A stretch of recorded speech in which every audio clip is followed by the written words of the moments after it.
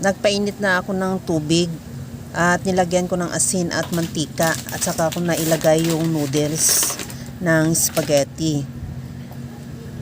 Antayin lang natin maluto. Pagkaluto niyan, tanggalin muna natin yan sa kawali at banlian natin ng tubig para hindi magdikit-dikit at saka i-set aside muna.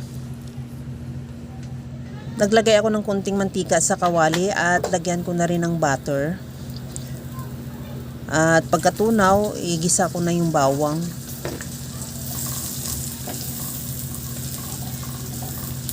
Isunod ko na rin yung sibuyas.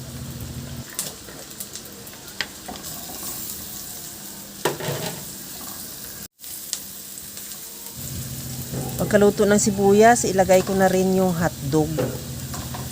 Ihalo lang hanggang sa maluto lang din yung hotdog.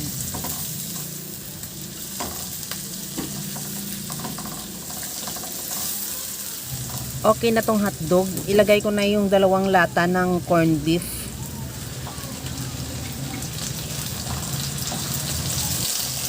Kung mayroon kang giniling na baboy or beef, pwede naman yun.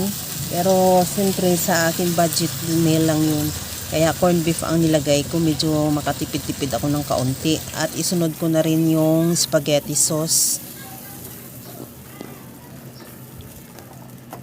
Lagyan ko ng tubig yung pouch ng spaghetti sauce at saka ilagay ko na rin. Depende sa iyo kung tansyahin mo na lang kung gaano karaming sauce ang gusto mo.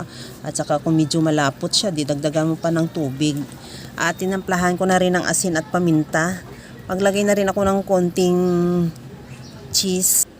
Grated cheese, mga 45 grams lang yung sa pouch. At ihalo hanggang sa mag-melt lang din yung cheese. Titikman na rin natin yung sauce kung okay na.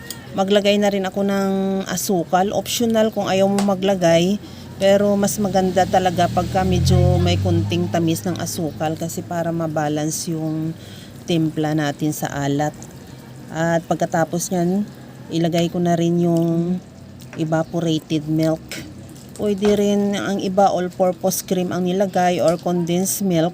Pero sa akin, evaporated milk ang ilagay ko para medyo mura-mura lang din naman ang price ng iba kumpara sa all-purpose cream.